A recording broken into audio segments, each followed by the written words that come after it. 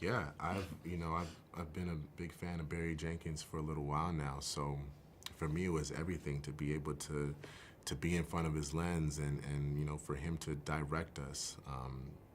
What an incredible storyteller! What a visionary! I think that he has a unique eye for love, for passion, and for relaying messages that seemingly seem daring and revolutionary in a way, to tackle these stories that we never really get seen told for the screen. So it was a special thing. Yeah, all of that. But then getting to work with him, on the set, it was just, I'm so thankful that, my introduction to film was working with a director who's so patient. And I think patient with everyone, who's a part of, bringing the film together. So it gives us that room and that safety to, try new things, explore, make mistakes. And I think that's one of the, most special things about working with Barry. Cool. The film is based on James Baldwin's famous 1974 novel of the same name. How familiar were you both with Baldwin's work when you agreed to be a part of the project? I knew Baldwin as an activist and as a poet. I had never read any of his novels, but after reading the screenplay, of course, I went back and read the novel and was just blown away by it.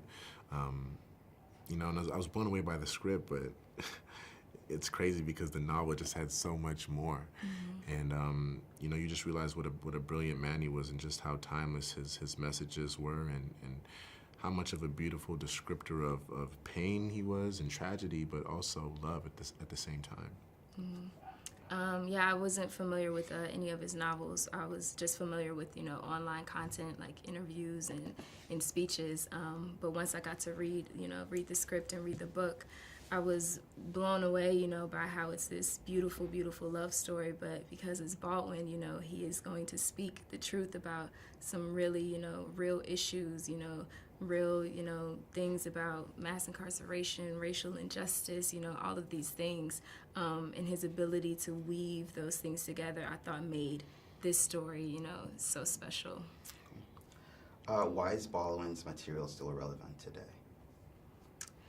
I mean, it's no secret, really, that issues of mass incarceration, issues of false imprisonment, and having, having the lives and loves of Black people in this country threatened almost on a daily basis. And it's just sort of unfortunate that, Baldwin wrote this in 1974 and we're still talking about this in 2018, but that's why it's important that a film like this is coming out now at a time like this. I mean, everything that he said. I'm gonna let you answer first now. Go ahead. Right. Your question. There are many themes in the film ranging from love to injustice to grief. What is it that you hope audience members take away from seeing If Beale Street Could Talk? I hope that they really receive all of the love that's in the film and recognize the strength, that lies in all of that love.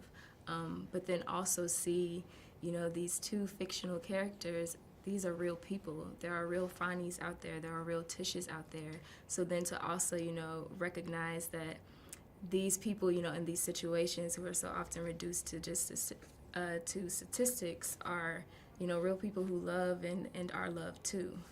So I hope they think about that. Yeah, I would agree. I think that love and hope are probably the biggest messages that Baldwin wanted people to take away from this story. That despite this tragedy and this struggle that African Americans have had to deal with for seemingly hundreds of years, that we can find peace in the fact that we love each other and we're going to support each other, and that's going to be sort of the thread that's going to help us survive. Cool. Final question.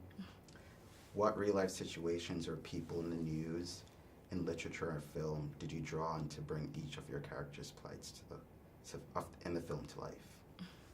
For me, it was Khalif Browder, a young man who in 2010 was charged with petty crime of a backpack, petty theft rather of a backpack, And, you know, in order to maintain his innocence, he pleaded not guilty and was given 3 years on Rikers Island, 2.5 of which he spent in solitary confinement. And it just boggled my mind that, you know, we had this 16-year-old boy in this situation, you know, that a system that is supposed to protect us has failed this young man, and it's failing so many other young black men across this country, and has for years.